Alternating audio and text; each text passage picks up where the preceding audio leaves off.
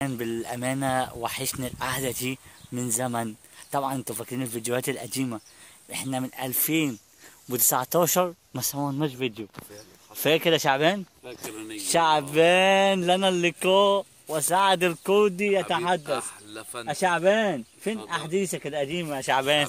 والله العظيم يا اسلام يا فانت من ساعه ما غبت عن جو الصعيد والدنيا بقت زباله زباله والبلد اخويا سنوسي. انا طبعا والله العظيم احيي سعد الكردي. طبعا هو كان قاعد معانا هنا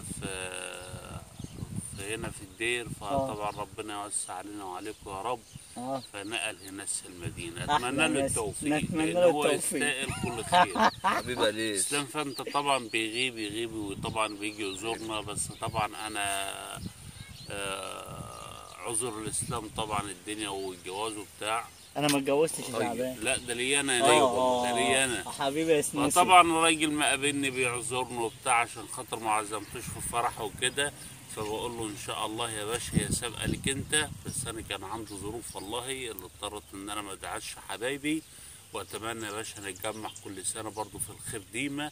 وبس على حبايب اسلام في اسكندريه وفي جو الصعيد كله. حبيبي سنوسي كل عام ابو وائل بقى ابو وائل بيمس على اسلام فانتا ومس على سعد القربي. حبيبي ابو وائل ابو رويا ربنا يخلينا ربنا يبارك له يا ربي. اسلام فانتا ومحمد صبحي برضه والنجم صبحي الساحر برضه ما ننساش برضه معانا ديما على طول في الفيديو.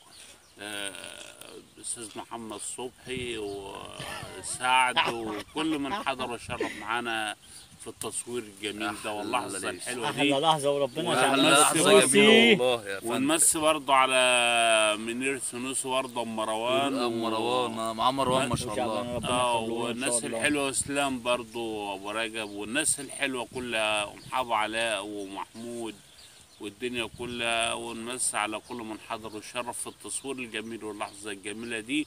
واتمنى لكم السعاده والتوفيق والسلام عليكم. وعليكم السلام. شعبان ابو سنوسي ملك الفيديوهات، انتظرونا في الموسم الجديد 2023 هنخلوه.